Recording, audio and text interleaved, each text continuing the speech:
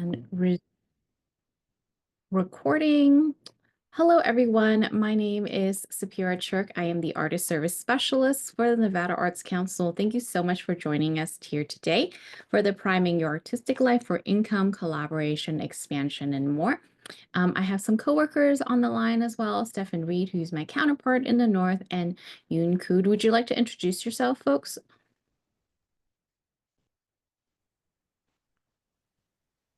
Hello. Hi, I'm Stefan Reed. I'm Artist Service Specialist, Superior's counterpart up in the uh, Reno office. And my name is Yun Koo. I'm the marketing and communications person for the Nevada Arts Council.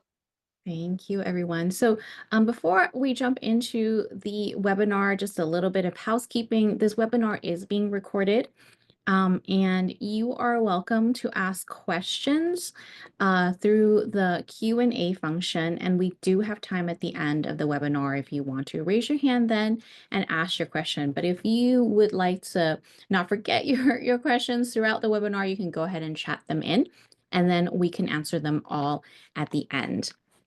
All right, so let's begin. I would like to welcome our host today, Tristan Acker, or Tangent Wiggy. Tangent is a San Bernardino-based writer, MC, musician, union rep, and arts organizer, an alumnus of Cal State San Bernardino's Poetry MFA program and senior steward of SEIU Local 1000 Union for California State Employees. Tristan co-founded the Only Empire Now Inland Empire Music Award organization in 2023 and executive produced Inland Empire, Untapped Media's hip-hop documentary series about Southern California Inland Empire. He makes nerdy, political, indie music with his crew, MetaHuman Productions, and other friends in the IE and beyond. You can catch him at westcoastavengers.com and most social media. So welcome, Tristan. I will turn that over to you. Hi, good afternoon, everybody. And I'm so honored to be here, honored to be asked to be here. And thank you for everybody for taking the time. Thank you for all the Nevada Arts Council staff to ask me to do this. It's kind of funny, getting to a place like this as an artist, because like one day you kind of realize like, oh man, I have a lot of the things I've wanted, as an artist in a way that like maybe you didn't much earlier on. And I appreciate the people involved in the Nevada State Arts Council team that kind of noticed me on their radar as somebody who can maybe share about the successes they've had in their artistic journey. You know, um, when we first started creating this, it was really about like it was like the title says, priming your artistic life for income, expansion, collaboration, and more. And as I really sat down to write it, I realized it's an even simpler philosophical ethos that is at the core of what I want to teach about and what I've kind of practiced in my own artistic life that has given me a lot of, frankly, just to be really honest, it's helped me achieve a lot of my dreams. It's helped a lot of my dreams come true.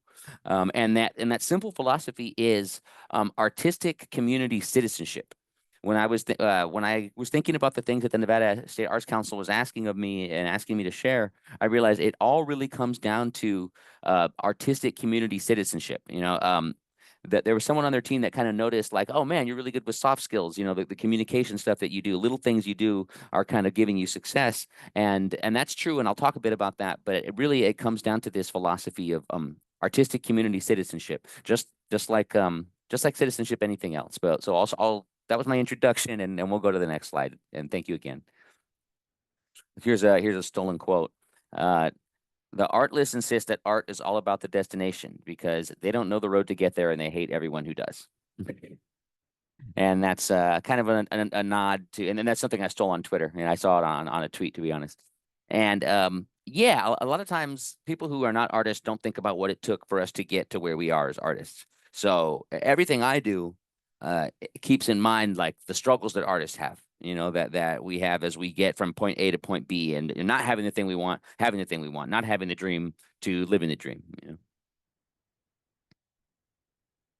So here's a guiding principle that kind of I introduce. Artistic community citizenship and soft skills pay off as an artist, or even just as an appreciator of art in your community.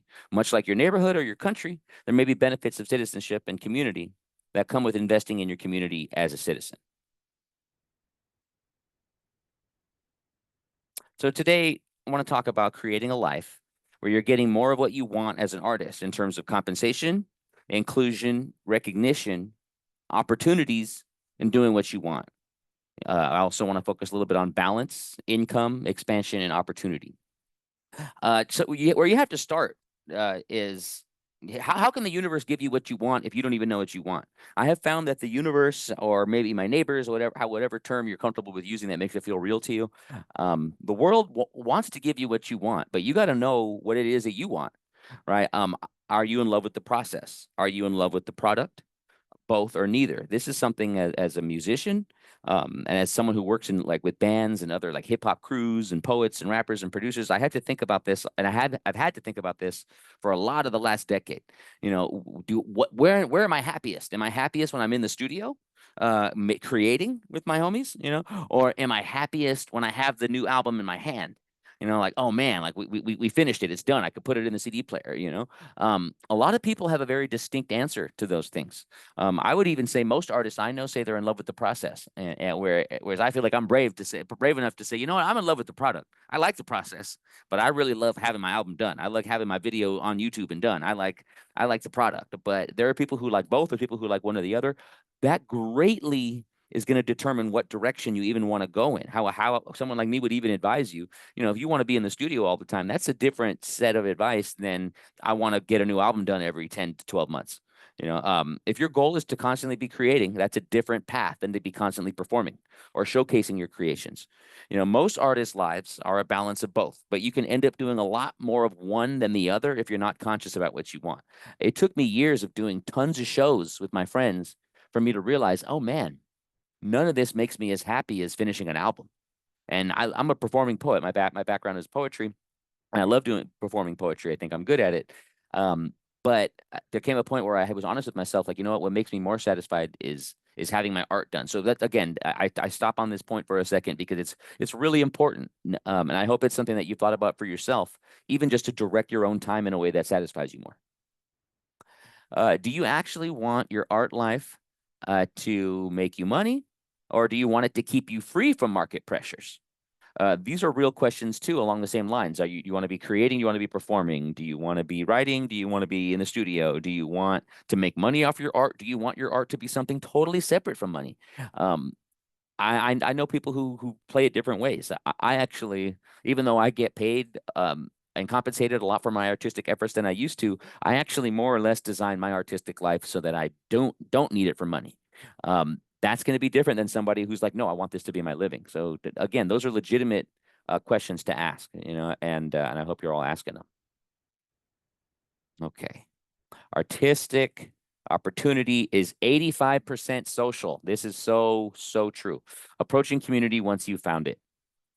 So something I've noticed, a lot of artists, and again, this applies to all kinds of artists, visual artists. I work with graphic designers. I work with videographers. You know, I'm not, I'm a musician and a writer, but I would very much say that these principles are applicable to other parts of the art community, and I could come back to that a bit.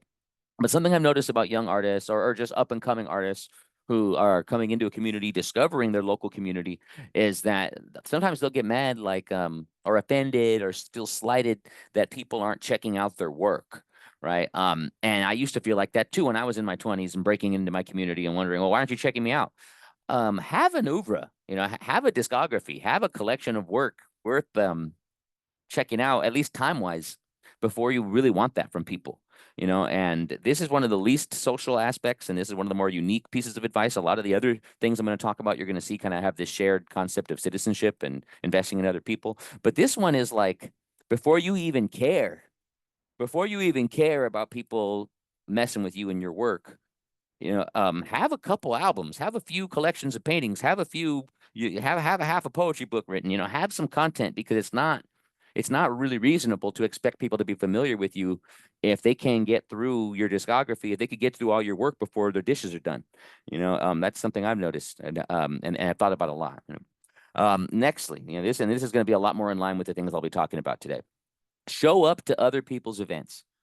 Show up to their stuff as an attendee before you even seek to be featured on their platform. So if it's an art gallery that shows paintings, or it is a venue that hosts concerts, you know, just go support them because they're in your community. before you even think about asking something of them, and then this might be some of the advice I'm giving you might be stuff you already know, but I'm happy to organize it in a way that's helpful because it's helpful to me. And then after you do that a couple times, then you seek to participate. Even if you go to someone's event, like say they do a monthly showcase, they throw a monthly art exhibit where they put new art up, or they do a monthly concert showcase where they feature different up and coming artists, right? Go like twice, they're going to notice that you went. They're going to notice that you went. They're going to notice the beer you bought or the soda you bought, the hot dog you bought. They're going to notice that you bought something from one of their vendors. They're going to notice that you bought something from one of the featured artists, or they're even just going to notice that you were really intent in the audience, paying attention to what they were doing. They probably, in other words, that they noticed your citizenship, stick the landing. Now that you've set it up well, you've gone to an event and you've been noticed by local arts organizers and participants as someone who's a good citizen, stick the landing. Go to the website and humbly use their official normal submission request process to try to get featured your own work, as far as the painting you want to show in the art gallery or the songs that you want to play at their concert.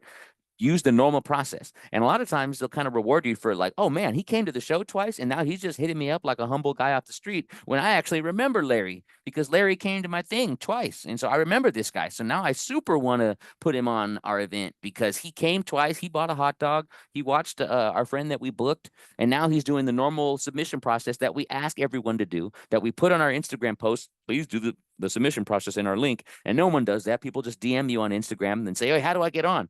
When it's like, man, it really looks good when you actually follow our process, go to our website and do what we ask. These little things can be powerful indicators and expressors of artistic citizenship that could pay off later.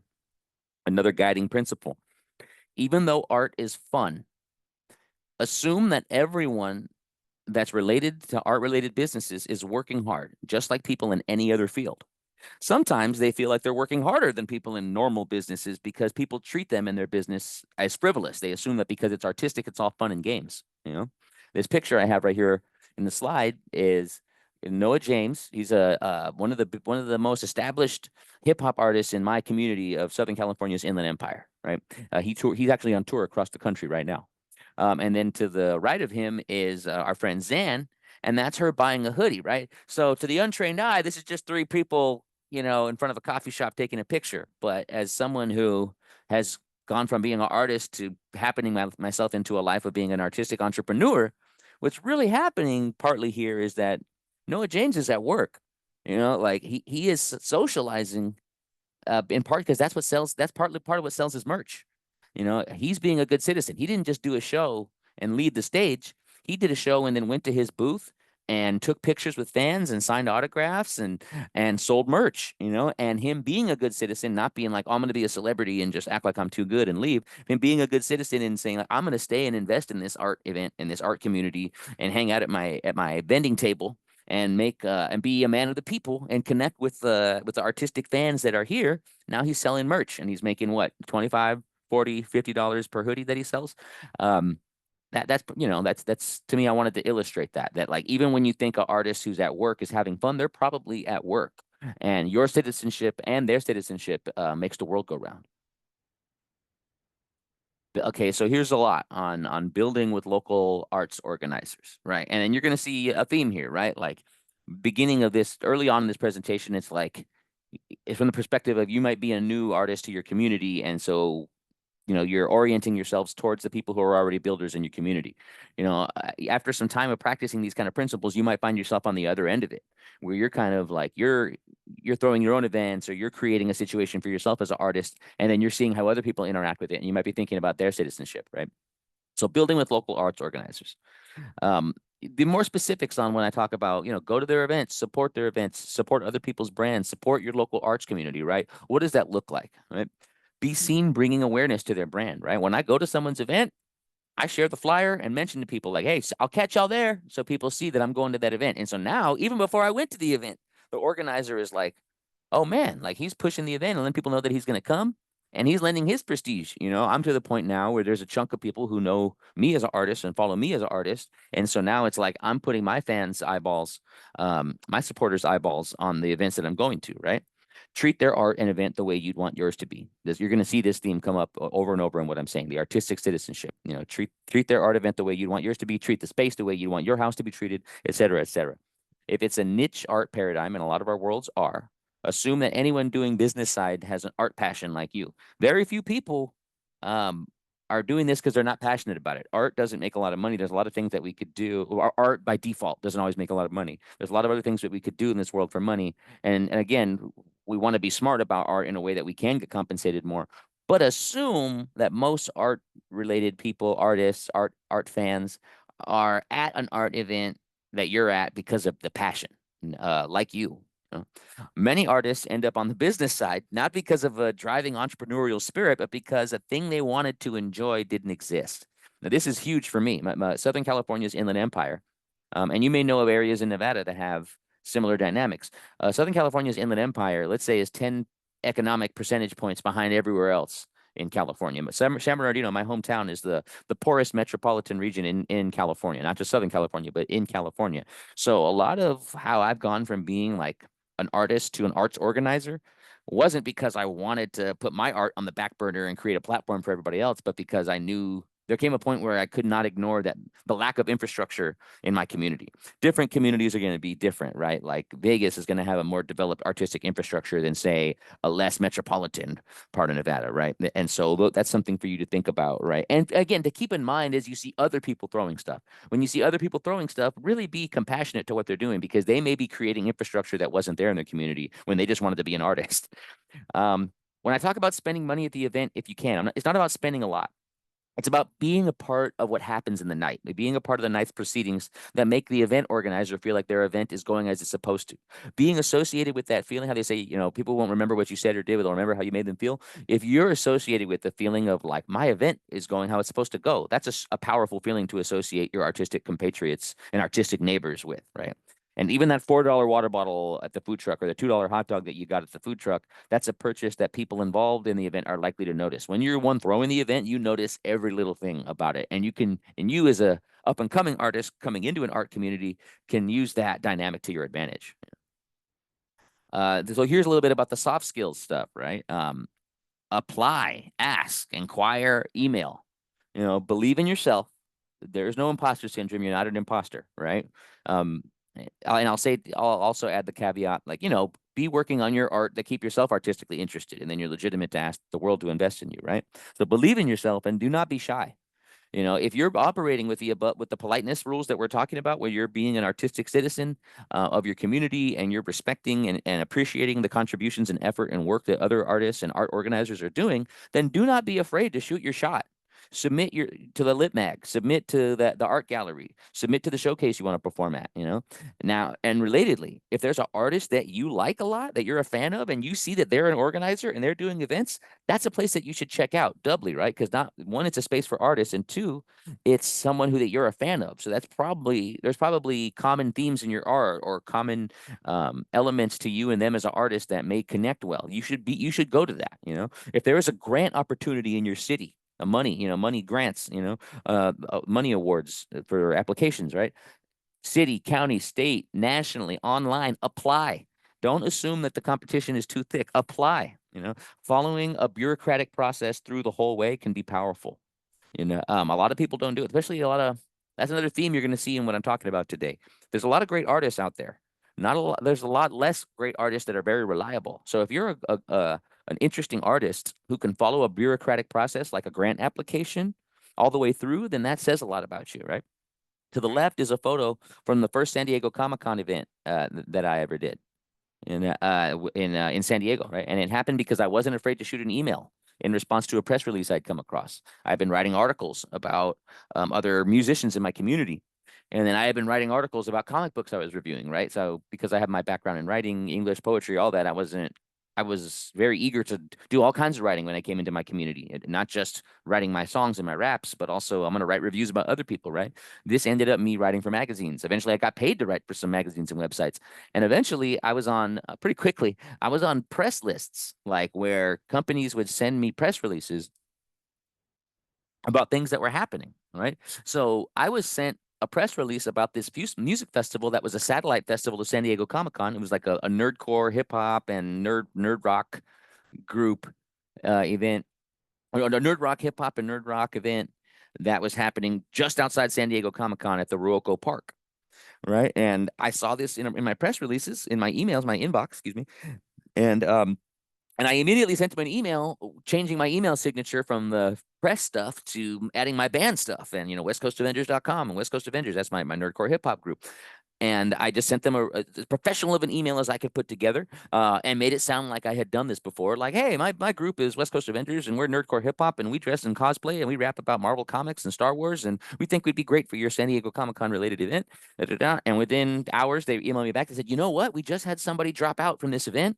We would love to have you guys, And they gave us that first event that we did. We didn't get paid, but they gave us beer tickets, and it was like I forgot the name of the brewery, but it was a San Diego-based brewery. It was like, so they gave us beer tickets, they gave us food tickets, they took care of us, they gave us vouchers for various things, all because I wasn't afraid to ask. I wasn't afraid to ask. I wasn't afraid to inquire. I wasn't afraid to make the effort to put a professional sounding email together.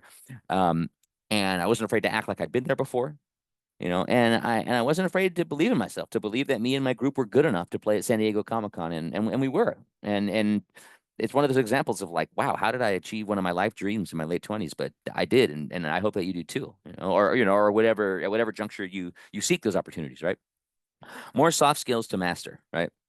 A professional but authentic and informative email and even a DM can get you far, including the places you want to be. And that's why I went into so into detail about that first San Diego Comic-Con experience. Once you are someone who is booked, deliver, right? So, we did well at that San Diego Comic-Con performance, and that led to more opportunities for us to do more nerd-related events like Long Beach Zombie Fest and Los Angeles Comic-Con after party and pre-party and stuff like that because we delivered, right? So that's kind of the two-step that we're always doing as artists. Keep your craft sharp. Keep your mind sharp, like work on your craft, always invest in yourself as an artist so that you're interesting as an artist, and be a reliable person who could do paperwork and office-y bureaucratic processes. If you get that two-step down, then I think you're going to achieve a lot of your dreams as an artist, is what I've noticed, because you delivered and you're getting booked again, be reliable, right? So that's kind of the 3 steps, right? Be brave enough to get booked. Once you're booked, deliver. And then once you deliver and you keep getting booked, be really reliable. Have it gradually become known in your community as someone who is known for killing it, when they're booked and for being really on time. Oh man, Jim showed up early. The work he brought was amazing. His paintings were awesome. He was diligently at his vending booth and made all of the event attendees, feel really seen and engaged with for stopping at the area where his art was being displayed. He was timely. He was early to the event. He was a citizen, right? Like sometimes I will go to events and then I'll still just do the citizen stuff where I'm like, I'm going to buy a hot dog from the vendor. I'm going to buy a drink from the vendor. I'm going to go look at the other artists' tables. Maybe I'll buy a tchotchke for my girlfriend. Be an artistic citizen. People will notice that. And if you're one of the featured artists performing or displaying your art at an event and you're still doing the citizen stuff, again, that you're giving people a good feeling. You're making them feel good about booking you for that. And then the other artists they booked are talking about how cool you are to that organizer. You know what? That guy, Tim, was so awesome. He bought a print off me. He said nice things. I really like his art. He was here early, so I got to chat with him before everybody came in. Those are the same soft skills that you use in your office job, that you use at your job. That you use for officey bureaucratic things, that you use to apply for anything, that you use to sign up for a website. Apply that stuff to your artistic life. And again, you'll stand out from the maybe interesting artists who may not follow through on processes like that. Best practices and ways to think about them, right? So for me, the community is the Southern California's Inland Empire. I have seen other artists who their community is online, right? And you could apply the same things, like invest into other people's stuff, show up to other people's things, even if it's an online Zoom event or a Zoom room or something, right? Go to events near you where you live and see what is physically around you. The universe often has exactly the thing that you need nearby, with someone building something wishing that they had someone like you involved, right? Expand your sense of what is an event. This has helped me a lot, right? A farmer's market, a new funky thrift store opening up, a new yoga studio opening up in your borough. All of these things are opportunities for art, for performance, for vending, for networking with community stakeholders that could hire you or host your next happening. Small businesses are very interested in having art decorate their walls and very interested in having art decorate the audio space, art decorating the aura. Not every small business, but a lot of them are. And you'd be you might be surprised to find how many local entrepreneurs want to turn the ribbon cutting event for their new vitamin shop into something that you could perform at or display art at or put your art on the wall at. Expand your sense of what is an event, to small businesses, to independent artists. Any kind of happening in a community can be an event that art can breathe at. Don't be afraid to create satellite events around bigger events and capitalize on the influx of tourists and art fans, right? For someone like me, this is like Comic-Con stuff, right? I've thrown Comic-Con related events because I know that Comic-Con is going to bring heads, going to bring eyeballs to certain spaces. And so I've thrown, Comic-Con after parties and Comic-Con concerts because I knew what was happening. I'm talking to people in Nevada mainly. I'm thinking that, if there are certain things, certain kind of conventions happening in Vegas, you can create satellite events around that stuff and don't be afraid to, right? Examples, a nerd-themed music festival the same week as Comic-Con, or a sci-fi expo in a city, such as the example I gave you guys two slides ago about my Comic-Con booking experience, right? South by Southwest themed concerts and bars, cafes where people are in town, right? In Texas, there's South by Southwest, massive concert festival environment, but every bar gets South by Southwested out, and then every little bar and restaurant has some kind of South by Southwest event going. Regular event goers that are not artists or semi-professional artists or professional artists, they do not care, and they cannot tell what is official. If the art is good or even just authentic and interesting, the people in town will enjoy it. That's why I say don't be afraid. You saw that the music festival I did was not called San Diego Comic-Con Music Festival. It was called, BAMF, bad a music festival. And it was a satellite event at San Diego Comic-Con.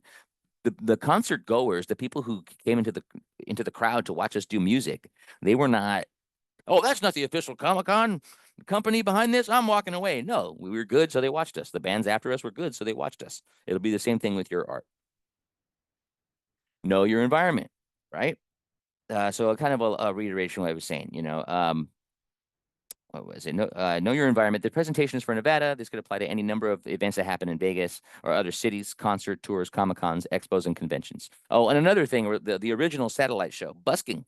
I know musicians and taco guys, and again, you could do this with your visual art and set up a vending table. If you are somewhere where there's tons of people in line for another big artistic happening, you could busk there. You could perform there. You could vend there. If your art is food related, then yes, then sell your cupcakes at that long line or at that other event where there's a crowd, or at Venice Beach. Set up shop where there are people lined up in crowds, and they make hundreds of dollars in fans in a day sometimes. So be aware of what's happening week to week around you, whether that's your internet community or your in-person community or places that you visit. This image to the right here is the Los Angeles Comic-Con. This is the Globe Theater in LA, and that's a cartoon, like a superhero style cartoon of my band West Coast Avengers right before we took the stage at Los Angeles Comic-Con. Again, I stay really abreast of Comic-Con related events, so I'm always very quick to be like, hey, you guys need a band for that? And that's being eager and not being shy has helped me a lot in that regard, and I encourage you all to do the same.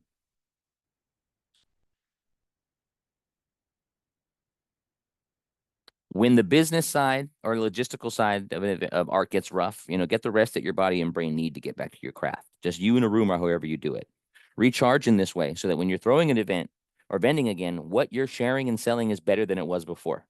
If it's genuinely interesting to you, not only will it attract people, it will attract the people that it's supposed to bring to you. That is the heart of it, why you got into it, your art. Draw from that well, use it as fuel.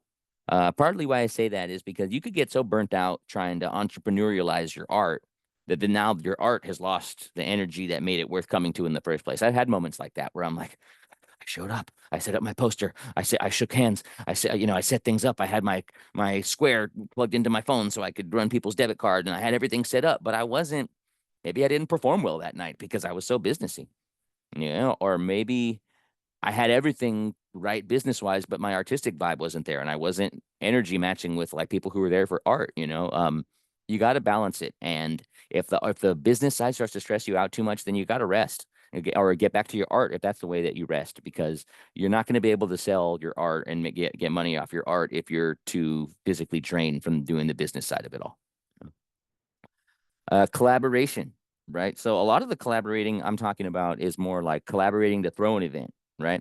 But your art coming from someone reliable and who inspires good feeling in your neighbor artists because your artistic citizenship and support will also attract artistic collaborators. And again, depending on if you're a process or product person, a prestige or a profit person, you have to ask yourself what you want out of it to proceed best.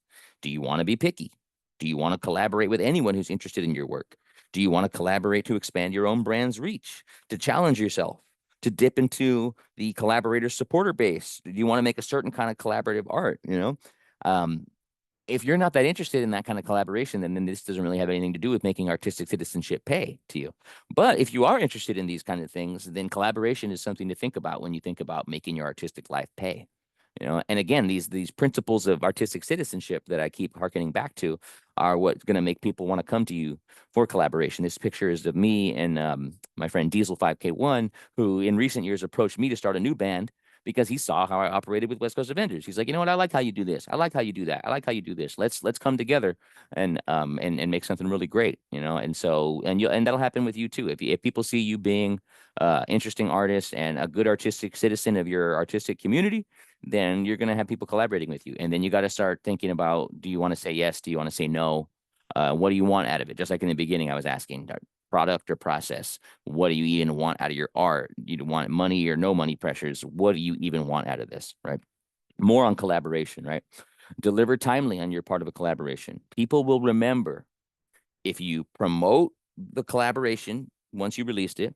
They'll remember if it was pleasant to work with you, because again, art is 85% social. Right? Opportunities in the art world when it comes to other humans, it's 85% social. It shouldn't have to be that way.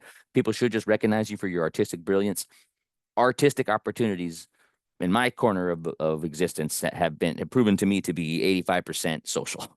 And lastly, if the art you made together is received in a different way that they produce solo, they're going to remember that. If somebody, I normally do nerdcore stuff with West Coast Avengers, but I do really funky stuff with Fam Likely. I notice the different reaction that gets. Nerdcore hip hop, I'm rapping about Star Wars and Marvel, and it's a bunch of guys geeking out. I do funky stuff with Fam Likely. I see women dancing, right? I'm like, oh, I'm going to remember that. I'm going to remember that I get a whole different result from this collaboration, and people will remember that about the work they do with you as well. Another stolen quote. And take a little break here. I know I talk a lot, talk quickly, and this is something that it's funny. Another thing I stole off Twitter, but I think is I think about this stuff a lot as I think about the things I'm sharing with you all today. Go to hell is basic. I hope you become a mid-sized artist who is big enough to have complex logistical and fiscal woes, but small enough for them to not make a material difference. It's terrifying. It's possible. It's happening to me. And that's what I was saying earlier in the beginning about how if you don't set a path for yourself in terms of, I want to be in the studio all the time, or I want to be in my art studio all the time, or I want to be out at the shows vending all the time, or I want to be performing all the time. If you don't set it for yourself, the world will do it for you, especially if your art gets any kind of momentum. Because now you have a website, and now you have UPS tracking, and now you have tax fees to pay, and now you have an LLC, and now you have all these things, but if you don't leverage it right, then you're doing all that just to make the $8 it costs to pay for the business infrastructure, So it works out different for everyone, including me in different times of the year, but a lot of what I want to help with is like, I want to help you tackle those logistics head on and get more out of it, so that you're not just doing a lot of work for nothing, because I have found at times when I wasn't thinking organizedly about this stuff, I'm doing my best to manage my artistic life and my artistic small business that is me and my brand and my bands and all that, but I felt like I was getting little return for it. And I'm, like all of us, I'm streamlining that as we go, and I'm happy to share that with you all. Resource follows passion. If you lead with seeking to be involved in the kinds of things you want to be involved in, you may find money following it, right? So again, my band and the Comic-Con examples, right? Like, it was our passion. We wanted to do Comic-Con shows, but because we had passion for it, once we got in the door, money started to follow it because it's a moneyed space. Comic-Cons, Disney movies, comic book movies, fairs and vending, like, we quickly learned that there's a lot more money in the Comic-Con space than there was in the dive bar we were doing rap shows in space, and you may find yourself getting paid when you citizenship your way into the space that you want to be in. May not be the first time, but second or third time, if you're in a prestigious space and you're doing something that's artistically cool and it's a space worth being in, there's probably money involved. And if you are delivering and you're being reliable and you're an interesting artist, you may find yourself getting paid. It's something something I've noticed. A guiding principle. Once you get in the door, act like you've been there before. Artistic organizers usually don't have a surplus of money, right? So again, if you're doing Comic-Con related things or big convention and expo related things, a space where you should be getting paid, then you may start getting paid. If you act like you would have done it for free, someone might remember that and then offer you the same thing for free next time. So act like you've been there before. Act like you're supposed to get paid for that performance or for that gallery exhibition. It's a fake it till you make it thing, but again, you get into the spaces that you want to get into, and act like you've been there before, and you'll be treated as if you've been there before. Everybody's nervous. Everybody has imposter syndrome. Everybody's wondering if they're doing what they're supposed to be doing moment to moment. You could do this. Again, another way to phrase how social this stuff is, and also just how about personability it is, how it is with personalities. I get hired for cool stuff 55% due to being reliable, 45% due to being a good performer artist. Prioritize those things, and you'll be someone who has to learn what to say yes and no to, right? So let's say there comes a point in your arc where it's not just you trying to get in the door, but because you're an interesting artist who invests in yourself, you invest in your craft, and you're reliable, and you deliver reliably, you're gonna have to start learning what to say no to, because there's not that many people. Artists often are temperamental people, and they have really good reasons why they can't stay and support other artists. Really good reasons why they came off as moody that day at the show. A lot of artists have really good reasons why they're not reliable and why they're not artistic citizens of their community in the way that I'm advocating, right? If you're someone who can transcend having reasons why you can't be a good artistic citizen, and you combine that with being a good artist, then you're going to have to start learning what to say no to. I want to talk a little bit about like passive income, right? Your rights, your publishing, your online accounts, your documentation, right? Again, so say you get to the point where you have a book out, you have work published, you've done exhibitions, you have a website. People have used your work for other stuff. They used your song for a film they were doing. They used your art in a film they were doing. They used your animation for a story they were telling, right? Make sure you have all your paperwork in order. Get your publishing. For musicians like me, it's BMI and ASCAP, as well as like Songtrust and other places where we get our digital and mechanical rights. Your online accounts. Again, I have DistroKid where I could publish my videos, publish my music. I make sure I check on that stuff regularly. I have my bank account information updated. I check on the royalties that are coming in. Once you have earned a place where you're a little bit established, make sure that you're getting all the passive income from being an artist that you could be getting. Relatedly, Google Calendar is your friend, or whatever you use to track, your commitments. But that's what's gonna, you need tools to help you be reliable. Being reliable, being likable. Again, it's 60% of getting opportunities in desirable spaces, in my experience.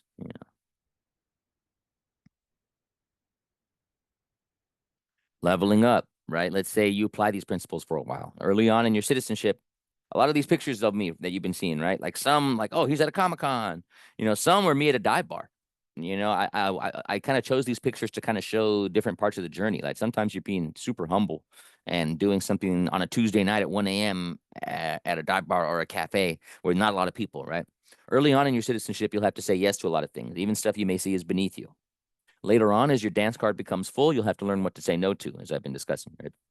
Because you're a good citizen, because you're a good person who cares about this artistic community that you've been building in, you might feel guilty that you're starting to say no to things after a while. But those who you've been supporting, they're going to want to see you rise and do the next good thing that you're supposed to do.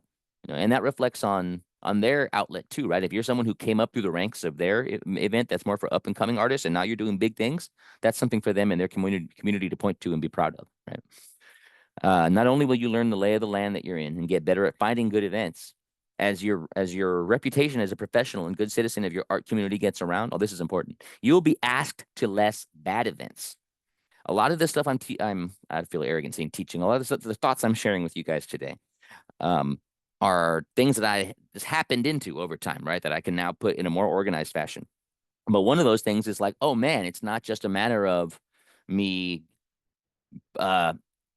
making myself look good enough to get on the dope things I want to get on. It's also because I'm professionalizing, because I deliver, because I'm reliable, because I make art that is interesting to me and therefore probably interesting to other people. And I'm seen as a good citizen of my art community. I'm reliable. I show up on time. I show up early. I'm good to the fans. I come prepared. I don't even get asked to the crappier things that I used to get asked to. People know better. I'm not gonna. People respect your time. You level up. And that's a really, really big one. When I talked that slide earlier, when I talked about the stolen quote from Twitter and how, you could. I hope you don't end up as a mid-sized artist with huge logistical challenges, right? That's one of those things. Is where it's like to get established enough as an artist where people know they could book you, but you're still like low level enough in their mind that you're getting asked to shoddily run events, cheaply run events that people aren't investing care into. Um, you know, um, Being a good artistic citizen is going to get you not only booked for more good and paying events, you'll be asked to less bad events. And what's a bad event? In my opinion, something where no one's going to be at, where you're not getting compensated, your time's not being respected, the space and the situation doesn't match the prestige of the art. Um, that's my personal opinion how I would describe it. Bad events, and you'll be asked to less of those as you apply artistic citizenship to your community. More on success and money, right? Many will apply a version of the citizenship principles I'm talking about, and they'll create their own corner of the art world, and that is a success in itself. Some will become financially viable and self-perpetuating. Others will not, right? There's so many X factors here, right? Is your city the kind of city that even has a lot of money? Are there pockets of it with whales, with people who have, patrons of the arts who have a lot of money to invest, or is your art world one that's already really colonized and it's kind of hard for you to get a new foothold in it? Or is your art something very niche for you and the people who like that thing, like me and my nerdcore hip hop? Or is it something much more expansive that a pop population could get into, like maybe the funky, more for women love song stuff I do with my other group, Fam Likely, which I'm seeing, oh, wow, this has a much bigger potential for reach than the nerdcore hip hop stuff I do that's intentionally nichey, like intentionally a niche of small but dedicated cult classic kind of fans, right? So that's something to think about. You could apply these citizenships, but you're going to see wildly different results with the region, or even whatever the environment is that you're organizing in, as well as the art that you're doing, right? But I do feel confident that you could build in your community with the things I'm talking about. Whether it becomes wildly monetarily successful, it's just random. It feels like to me, that's someone else's seminar. Trust but verify. This is a really good thing that was reminded to me as I was putting this together. When you're an eager up and coming artist, there will be people who try to prey on that. Pay me this much and you'll put you on that stage. Pay me this much and we'll put your art there. There's exceptions, but that's not really how it should work. Scammers know that being an artist is a popular desire. So if something sounds too good to be true, triple check it before you pay for it or give it your credit card info. An example, right? Poets like me, poetry.com. I don't know if they still do this, but when I was in grad school, poetry.com would email me and my colleagues, publish in poetry.com's prestigious publication. And it's just like this massive tome with Bible thin paper where people pay to get put in this poetry.com collection that comes out, I'm assuming every year, and nobody reads it. Nobody reads it. It's just a scam the point of the website is to charge poets to print in the book that no one reads. Look out for stuff like that. I could give you 5 examples with rap, right? Like there are big rappers who have like loose verses out there that like third-party companies are selling the verses to, like, pay us $500 and we'll give you this Wu-Tang verse and you could put on your song. And then it's like 10 people have that song on their mixtape songs or that verse on their mixtape songs because it's a scam. So triple check, because I don't want to say if it's too good to be true, it's not, because I've had some too good to be true things happen in my artistic life, but you verify. And that's another reason why I'm personally very invested in like going to things in person, going to brick and mortars. But there's absolutely a way to verify things if your environment is online as well. See, did a previous person who followed that process, did their work get published where it was supposed to get published? Can you trace the website links to the things that they say it could be traced to? Trust that you're dope enough. Trust that you are a cool, good, talented, artistic entity enough to get an awesome opportunity. Trust that, but verify it before you give it your credit card or your money. Some guiding values: citizenship over consumerism. Help create a real art community in your region that doesn't rely on corporations, right? So when I talk about citizenship over consumerism, right, I'm kind of harkening back to it's not about how much money you spent at the event. It's about you're being a citizen of the community. You're buying a water, or you're buying your date a water, and you're giving the artist your attention. You're being present. You're being kind to the supporters and fans that came to see you at the event. Citizenship over consumerism. Do these things, be good to each other, truly support each other's artistic platforms, and all of a sudden you have a barter economy. All of a sudden you've helped create a real art community in your region that doesn't rely on corporations. My community, I'm gonna tear up here. My community, San Bernardino, is one of the poorest metropolitan. It's the poorest metropolitan region in California, and I am so proud to be a part of a community that helps create a real art environment for people, and we don't rely on corporations. We want that corporate help. I'm hitting up grocery stores and I'm hitting up local businesses to sponsor things that we do, but ultimately we got each other. We got each other, and that's priceless. And you'll be proud of an effort like that in your community as well. And I really encourage you to invest in each other, invest in those who are investing in you, invest in other artists, invest in arts organizers, and invest in your community. And give it the chance to invest back into you, whether that be the CDs and shirts you print, the prints of your art that you print, and invest in your community and give it the opportunity to invest in you back. And again, I think you'll be surprised at how often it comes back to you in a beautiful way. Toss out the blueprint and keep the fundamentals, right? There are things I've achieved as an artist. I've achieved a lot of my dreams, but there's a lot of things that people can point out that I haven't achieved, and I haven't made it in this huge way. And I'm obviously not I'm not a household name famous artist, right? So I always encourage people, if you want to break my rules to achieve something great, do it, please, toss out the blueprint.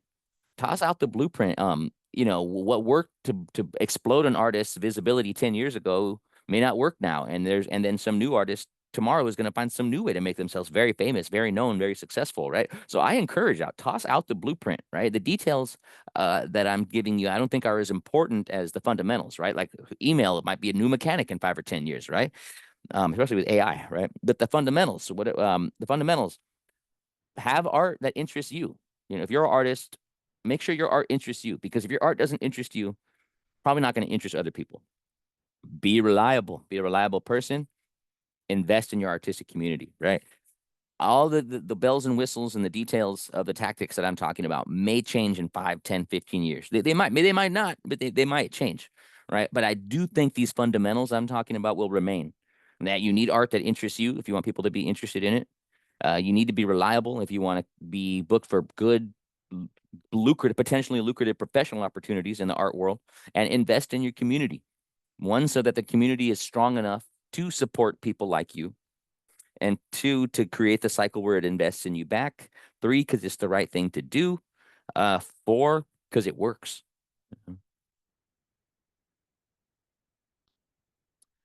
And final thought, like many things in life, I say success takes perseverance, friendship, failure, and guts, right? It's easy for me to talk about it now like it's a 10-step program, right?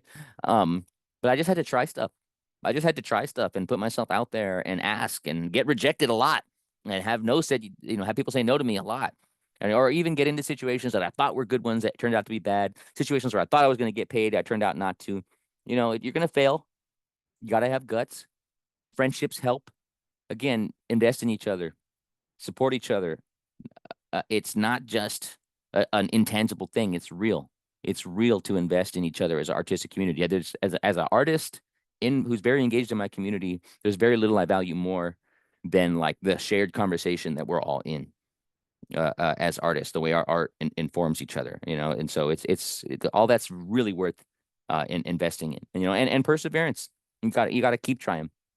Got to keep trying. I'm an MC. I've done a lot of battles, and people know me as someone who wins battles. But the truth is, I've lost probably way more battles than I've won. But because I keep doing it and I've won a bunch, that's what people remember. It'll be the same thing when you establish yourself as an artist. Don't ever get hung up on the 10 things you did that failed, or the 5 pieces you made that people made fun of, or the 6 pieces you made that you're embarrassed of. People are going to see that you persevered as an artist.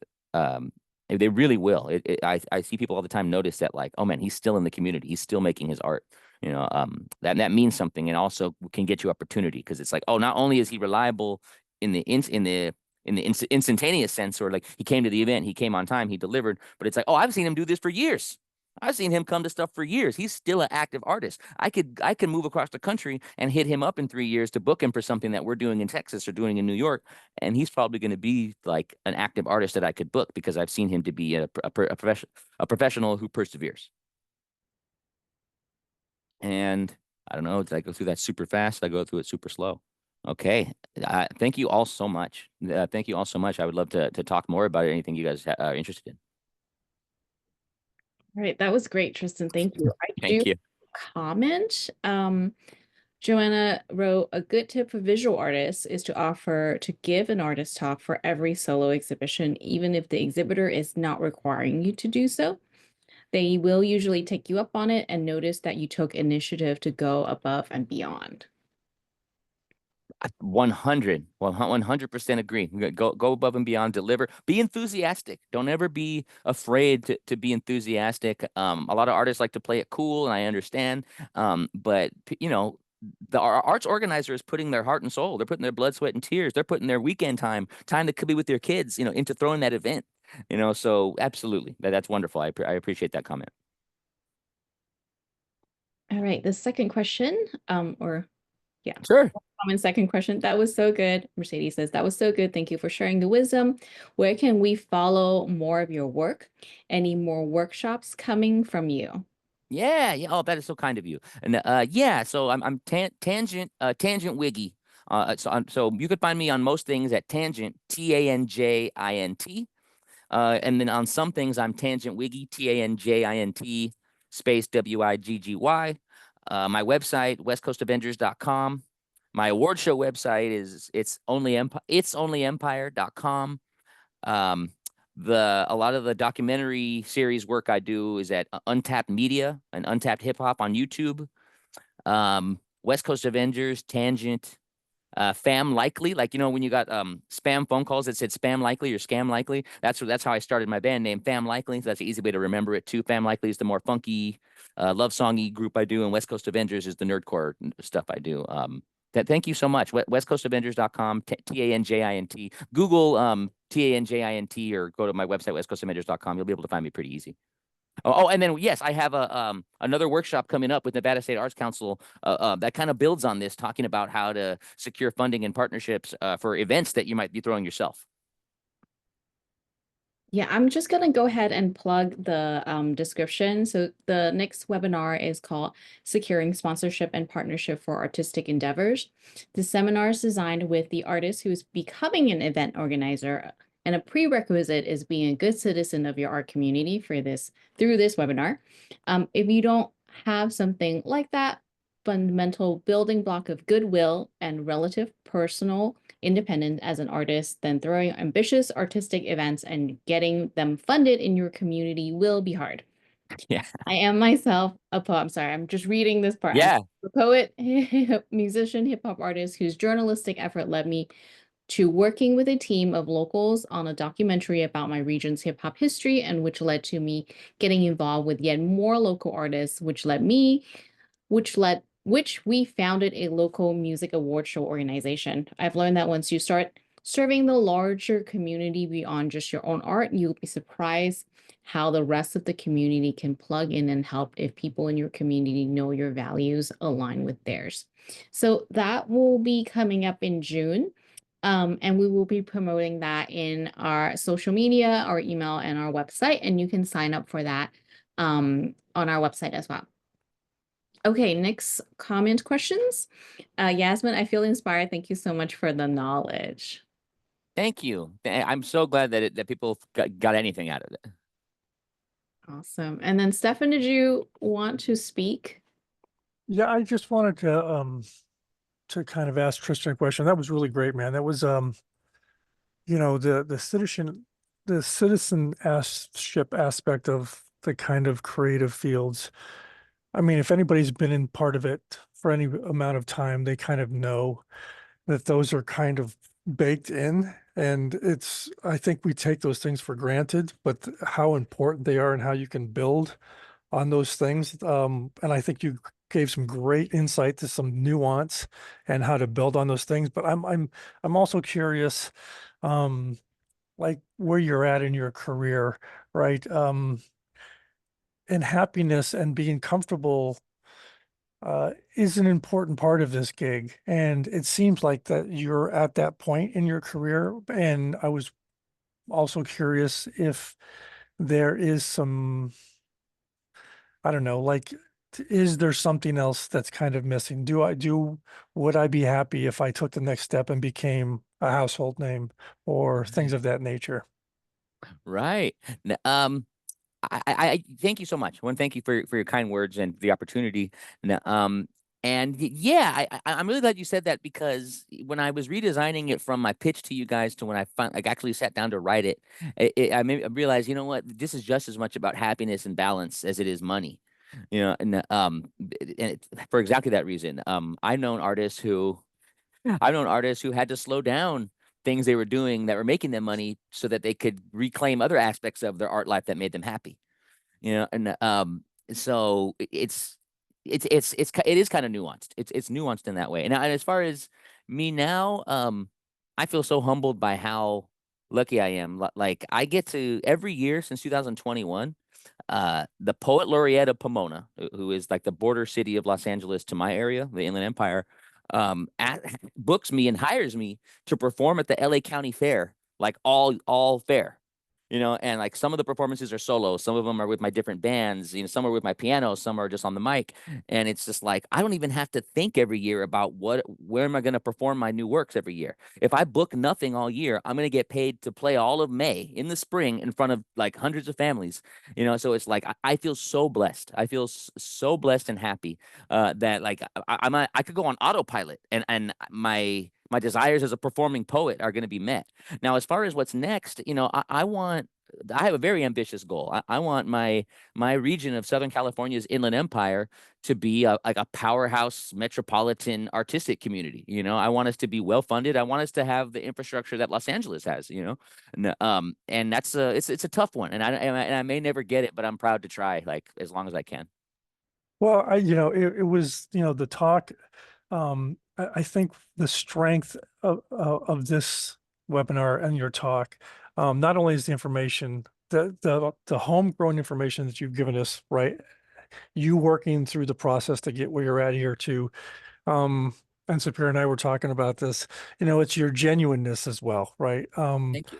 It's that seems to go and carry, I'm sure that's carried you a long way in this process as well. And I think that's an important lesson for people listening as well. Thank you. Yes, showing people that you have their values is a huge, huge, huge. Awesome. Thank you. Nellie has a comment that says, "Thank you so much for sharing. There's so many ways to grow through the arts," which is so true. Completely true. It's like, that's why in the beginning it's like, do you want to be in the studio? Do you want to be performing? Do you want to? I have to ask myself this all the time, and with a band too. It's like, okay, you're booking us 10 shows, but we should go on some podcasts, or you're booking us recording sessions. We should be performing.